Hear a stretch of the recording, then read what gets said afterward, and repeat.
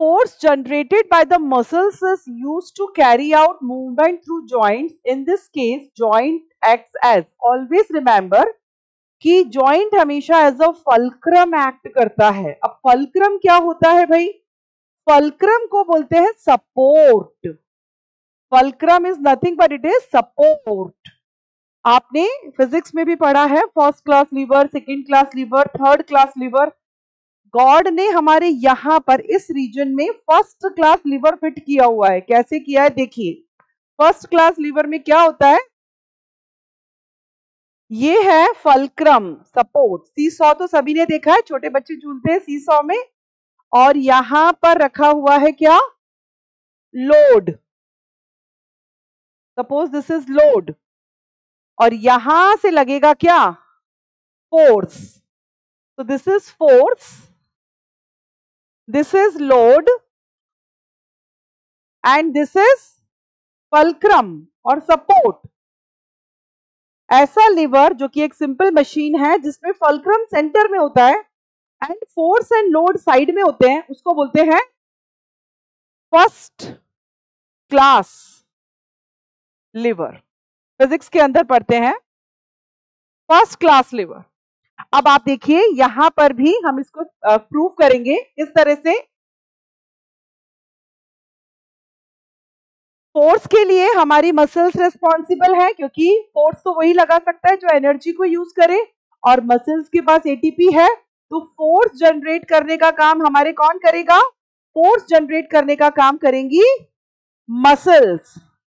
तो ये वाला पोर्शन किसने संभाला हुआ है? हमारी मसल्स ने. ये वाला हिस्सा हमारा मसल वाला पार्ट है. ठीक है, नेक मसल्स. अच्छा, लोड क्या है? लोड है मेरा हेड. मेरा हेड क्या है? लोड है. तो लोड के नीचे मैं क्या लिख देती हूं? यहां पर हेड मेरा लोड है, जिसको मैं ऊपर नीचे कर सकती हूँ. लोड को भी हम, बच्चे को भी हम ऊपर नीचे ऐसे करते हैं. ठीक है ना, लोड को भी कर सकते हैं. तो हेड क्या है? लोड को रिप्रेजेंट कर रहा है. और उसके अलावा यहां पर जो कॉन्डाइल जॉइंट है अंदर की तरफ, जो कि ऑसिपिटल बोन और एटलस के बीच में है, वो एक्ट कर रहा है एज अ फल्क्रम. तो फोर्स क्या है? मसल प्रोवाइड कर रही है. फोर्स प्रोवाइड कर रही है मसल. लोड क्या है? हेड. और उसके अलावा फल्क्रम, जॉइंट.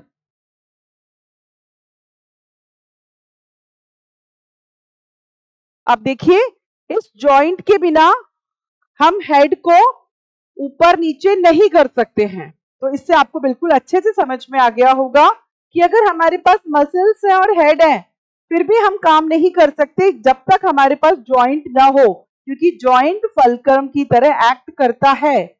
जो मसल्स हैं वो क्या करती हैं? फोर्स जनरेट करती हैं. फल्क्रम की तरह एक्ट करता है हमारे अंदर ये जो प्रेजेंट जॉइंट है, dicondylic joint between the occipital condyle and, जिसको बोलते हैं dicondylic reason and Atlas.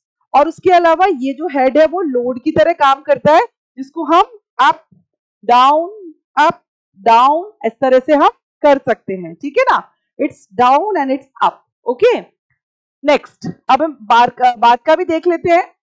Frenulum के बारे में अगर हम बात करें तो देखिए ये जो टंग है, ये टंग एक थिन सी म्यूकस मेम्ब्रेन से जुड़ी हुई है हमारे माउथ के रूफ वाले रीजन से. हमारा बक्कल कैविटी का जो रीजन है उसका जो नीचे का हिस्सा है उससे हमारी जो टंग है वो एक पतली सी झिल्ली से जुड़ी हुई है, उसको हम बोलते हैं फ्रेन्यूलम.